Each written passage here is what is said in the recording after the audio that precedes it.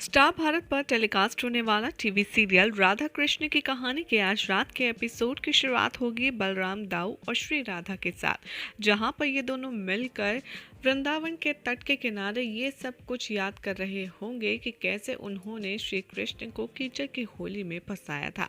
जहां पर फ्लैशबैक में आपको दिखाया जाएगा सीन, राधा कहेंगे कृष्ण से कि और होशियार बनो, पड़े रहो अब कीचड़ में और कीचड़ का आनंद लो। कृष्ण कहेंगे राधा की ओर देखते हुए कि हाँ राधे, अभी तुम्हारी जीत हुई है, परंतु अंतिम जीत तो मेरी ही होगी।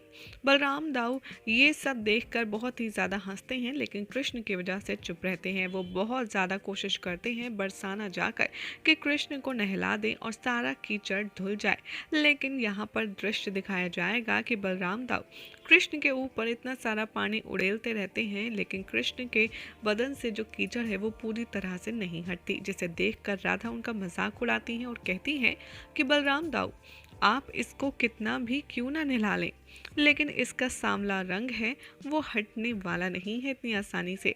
दाऊ राधा को देखते हैं, उन्हें बुरा लगता है अपने कान्हा की बुराई सुनकर, और वो कहते हैं कि यही वो रंग है राधा जिस पर तुम आकर्षित हुई हो।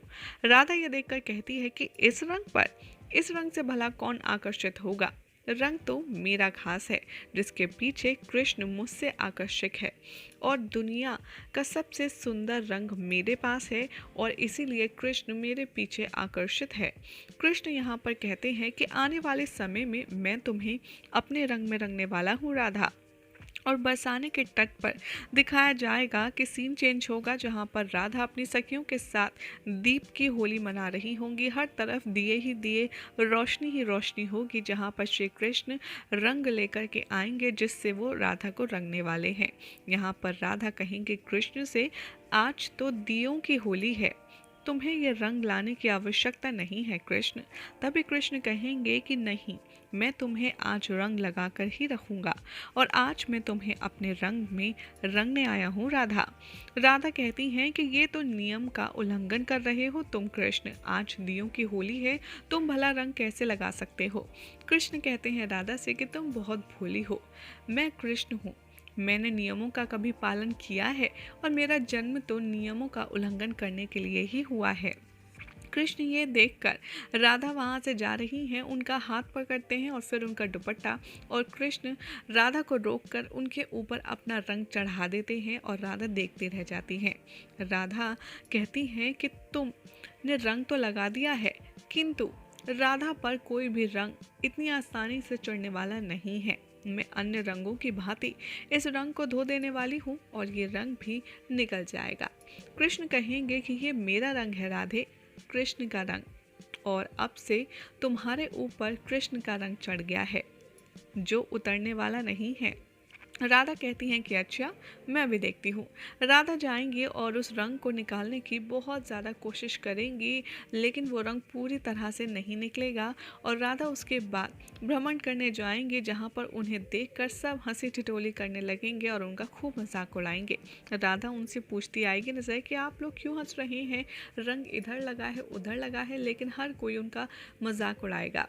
तभी वो कहेंगी, कृष्ण आ जाएंगे वहाँ पर, और कृष्ण को देख कर के राधा बहुत ही ज़्यादा गुस्से में आ जाएंगे और कृष्ण उनकी ओर देखेंगे और कहेंगे कि मैंने तुमसे कहा था ना राधा, मेरा रंग है ये, इतनी आसानी से नहीं निकलेगा। राधा बहुत ही ज़्यादा परेशान हो जाती हैं, क्योंकि राधा का सोने जैसा रंग अब सांवला हो चुका होता है और वो बहुत ही ज़्यादा चिंतित होती हैं।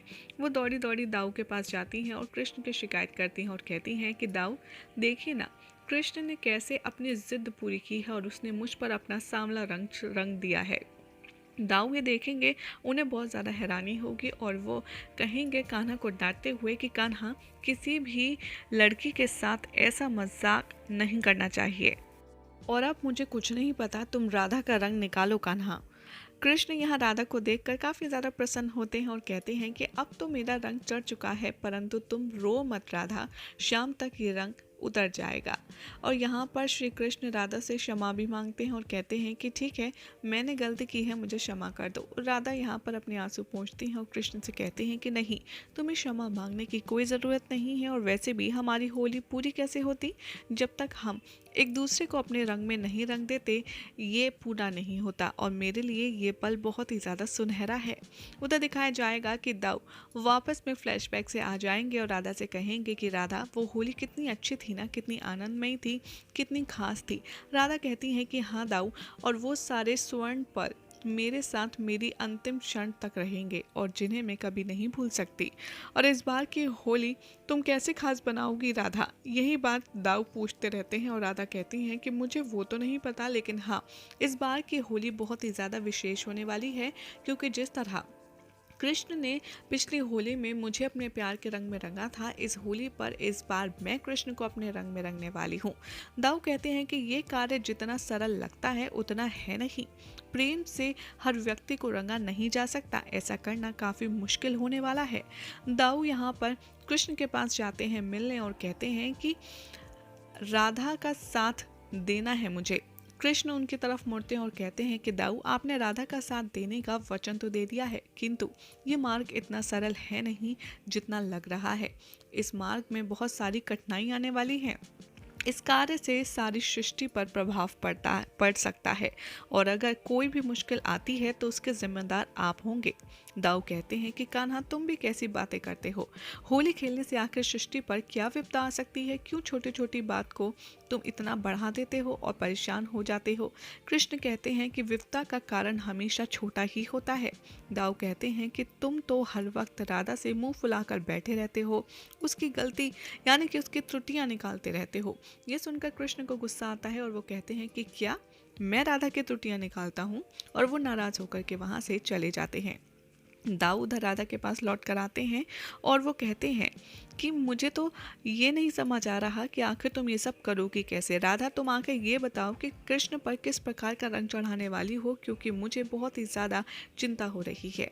राधा कहती हैं कि दाऊ, ये तो मैंने अब तक सोचा ही नहीं, लेकिन आप ऐसा क्यों पूछ रही हैं। दाऊ कहते हैं क्योंकि मुझे कुछ अनिष्ट होने का आभास हो रहा है, इसलिए मुझे तुम पहले बताओ कि तुम करने क्या वाली हो। राधा कहती हैं कि इस विषय में अभी मैंने कुछ सोचा नहीं है कि आखिर मैं वो रंग कैसे बनाऊंगी जो कृष्ण के ऊपर चढ़ सके।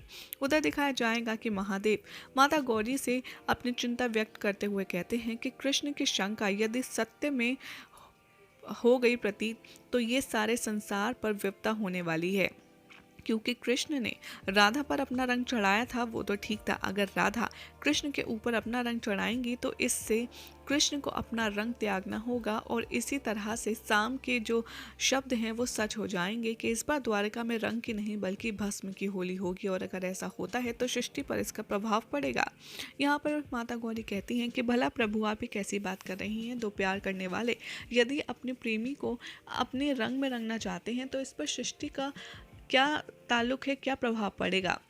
भोलेनाथ कहते हैं कि गौरी, अगर तुम राधा की मदद करना चाहती हो तो तुम कर सकती हो, लेकिन अगर कुछ भी अनिष्ट होता है तो उसकी जिम्मेदार तुम भी होगी। गौरी माता ये कहकर भी यहाँ पृथ्वी लोक पर अवतरित हो जाती हैं और वो पुष्प चुनती हुई नजर आती हैं। राधा माता पार्वती को देखकर प्रसन्न होती है और कहती है कि अरे, आप यहाँ पुष्प चुन रही हैं, मैं आपको याद करने ही वाली थी। तो माता पार्वती कहती हैं कि हाँ, मैं महादेव के लिए कुछ पुष्प चुनने आई थी, लेकिन तुम बताओ राधा, तुम इतनी चिंता में क्यों लग रही हो।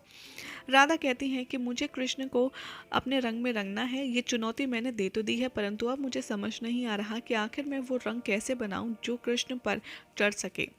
यहाँ पर पार्वती माता कहती हैं कि प्रेम से बड़ा कोई रंग नहीं होता, आप जो भी करना चाहती हैं उसमें अपना प्रेम भाव ज़रूर डालें। और यही सारी बातें होते हुए आज रात का एपिसोड यहीं समाप्त हो जाएगा, जिसके बाद कल क्या होगा ये आपको बताएंगे हम अपनी अलग रिपोर्ट में।